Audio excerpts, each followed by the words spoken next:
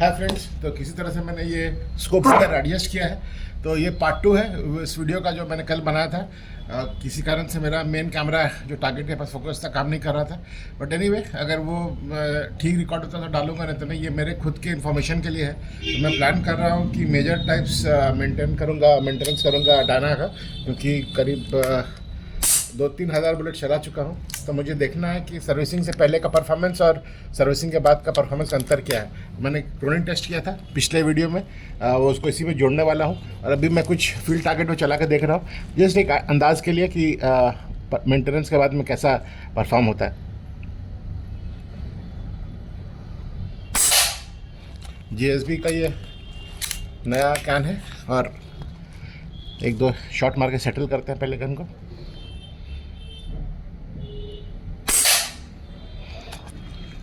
ऊपर है, थोड़ा सा इसको नीचे करते हैं।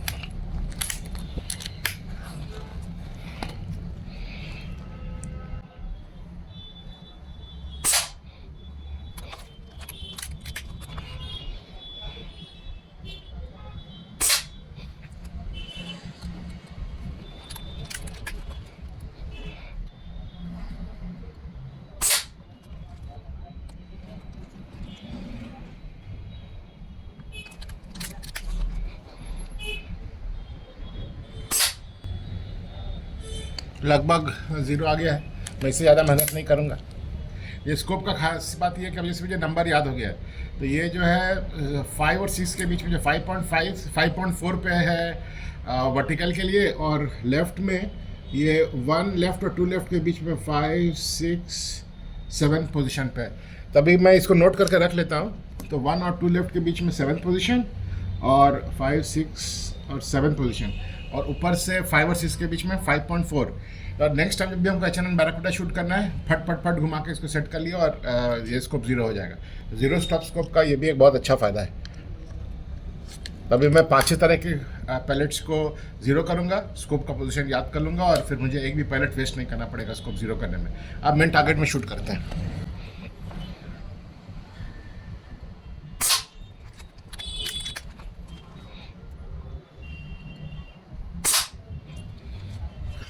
ऊपर है,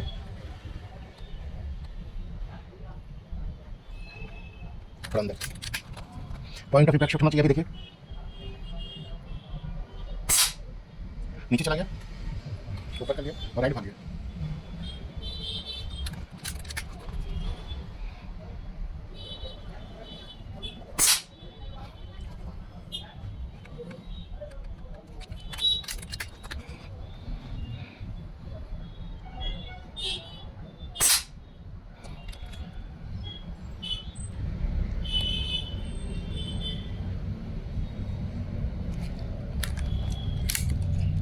ये एग्जैक्ट 2 लेफ्ट पे है और ये 5.2 पे है।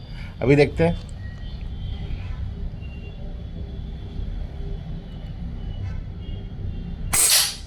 बुलसाई। तो इस स्कोप पे H&N बैराकूडा 10.65 ग्रेन्स का सेटिंग है, 5.2 वर्टिकल पे, और विंडेज पे एग्जैक्टली 2L।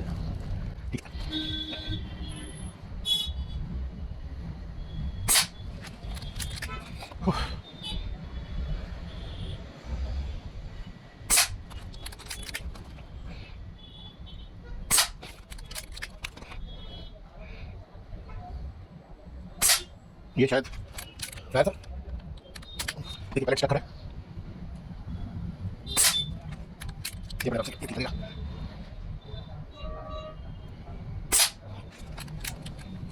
लास्ट की 12 प्लेट्स अच्छे से मारते हैं। बुल्स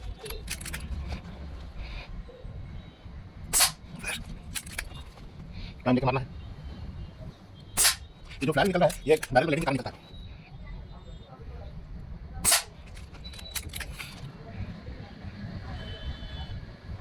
बुल्स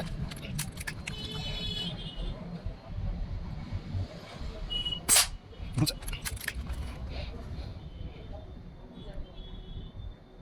बुल्स बीच टारगेट्स हाथ लग रहा है।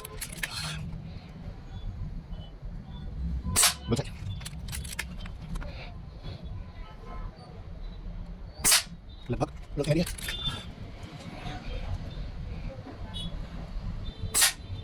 मेरी गलती।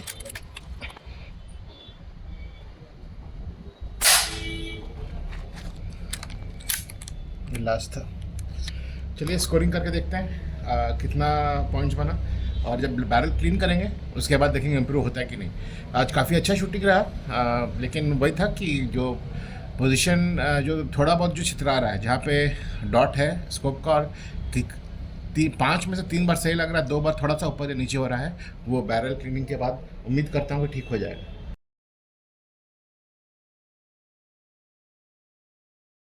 तो फ्रेंड्स, आज मैं वीडियो 2 पर्पज़ के लिए बना रहा हूँ। एक तो बना रहा हूँ क्योंकि मैंने करीब 2 से 3 हज़ार पैलेट्स फायर कर लिया है पिछले 4-6 महीनों में। आराम से 4 कान फायर किया है इस गन से, क्योंकि नए ये स्कोप लगाए हैं, काफ़ी ट्यूनिंग की है। तो हर 2000 शॉट के बाद में बैरल को क्लीन करना पड़ता है। मुझे ऐसा हल्का हल्का लग रहा है कि ये बैरल क्लीन करने का समय आ गया है। तो मैं अभी बैरल क्लीन करने से पहले मैं एक क्रोनी करता हूँ, गन का पावर रिकॉर्ड करता हूँ, और बैरल क्लीन करने के बाद देखता हूँ कि वो अचीव हुआ कि नहीं जो पहले था, क्योंकि काफ़ी ट्यूनिंग करते हैं, बैरल पॉलिश वगैरह करते हैं, तो परफॉर्मेंस डिग्रेड नहीं होना चाहिए। तो ये प्राइमरी पर्पस है कि बैरल क्लीनिंग काफ़ी बड़ा टास्क होता है, 6 घंटे लगते हैं मुझे करने में। तो उससे पहले क्रोनी करके गन का पावर और सेटिंग रिकॉर्ड कर लेता हूँ, so that after the cleaning वो वापस वैसे रेस्टोर कर सकूँ, ट्यून कर सकूँ। दूसरा पर्पस है कि बार बार लोग पूछ रहे हैं कि PX100 बेटर है कि डाना बेटर है। तो जो सबसे बेसिक कारण है जिसके लिए मैं कहता हूँ कि डाना बेटर है कि वो रेगुलेटेड है।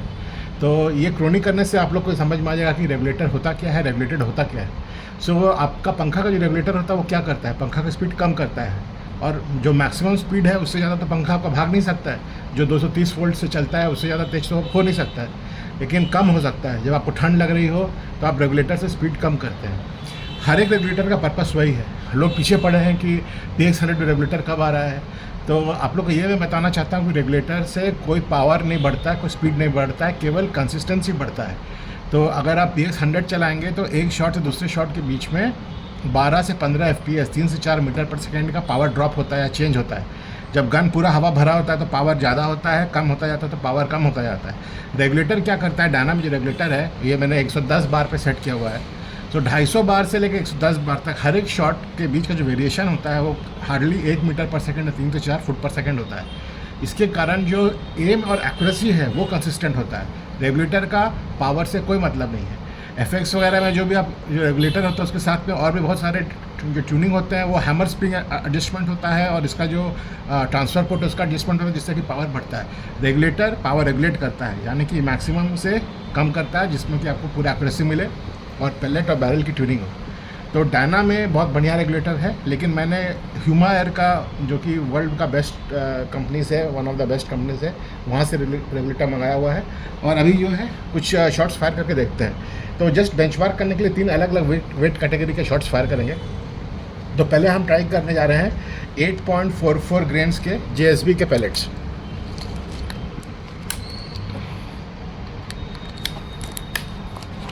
कोई ख़ास एम बनाने का मकसद नहीं है। 273.7,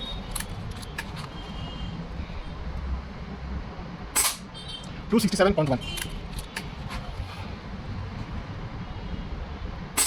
270.2,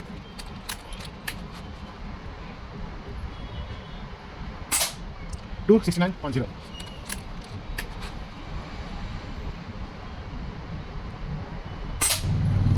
269.0। जैसा कि देखा, प्लेनम में हवा एडजस्ट होने के लिए 2-3 शॉट लगा, हवा एडजस्ट हो गया प्लेनम में। उसके बाद से रेगुलेटर एग्जैक्टली 269 दे रहा है। रेगुलेटर लगाने से डिसएडवांटेज ये भी है कि आपको शॉट्स के बीच में टाइम लेना पड़ता है। 2 से 3 सेकंड लगता है प्लेनम को भरने में रेगुलेटर से। PX100 आप दन दन दन दन ऐसे लीवर खींचते और फायर करते जाते हैं, कोई खास फ़र्क नहीं पड़ता, क्योंकि रेगुलेटर है नहीं। इसमें अगर आपको 2 शॉट के बीच में कंसिस्टेंट पावर आउटपुट चाहिए, रेगुलेटेड आउटपुट चाहिए, तो आपको वेट करना पड़ेगा 2 से 3 सेकंड रेगुलेटर से प्लेनम भरने के लिए। ये था JSB का 8.44। अभी चलाएंगे JSB का 10.34। तो आप देख सकते हैं कि पैलेट ये जो स्पीड है वो तो गन के ऊपर है, लेकिन पैलेट के बिल्ड और क्वालिटी के ऊपर उसका बैलिस्टिक कोएफिशिएंट या मारक क्षमता जो बोलते हैं वो निर्भर करता है। तभी देखते हैं इस पैलेट का मारक क्षमता, बैलिस्टिक कोएफिशिएंट आपको भी ऑनलाइन कैलकुलेटर में डाल के देख सकते हैं। मैं वीडियो अपलोड करूँगा तो साथ में डाल दूँगा, तो देखते हैं कंपनी वाइज कैसे चेंज होता है। अभी GSB exact heavy Diablo 10.34 grain चला रहे हैं, 260.5, तो 8 ग्रेन का था 269, 10.5 ग्रेन का है 260 मीटर पर सेकेंड। टाइम देंगे 2 से 3 सेकंड, 257.4, टाइम दीजिए 2 से 3 सेकंड, 257.4,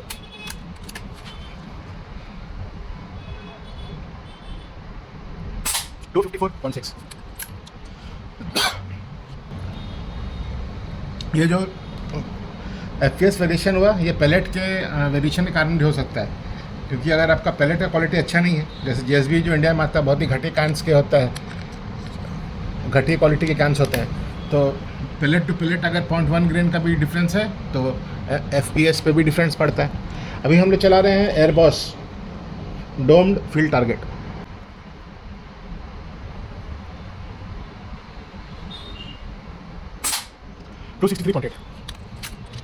ये 9 ग्रेन है तो ऑब्वियसली फास्टर होगा। 259.1,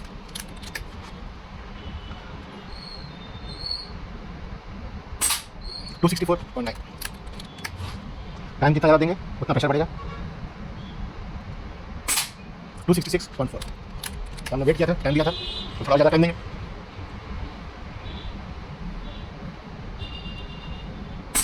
262.3, तो यह परफॉर्मेंस था एयरबॉस का। तो कि आप जैसे देख सकते हैं जो गन्स हैं उनका परफॉर्मेंस डिपेंड करता है रेगुलेटर पे और पैलेट की क्वालिटी पे।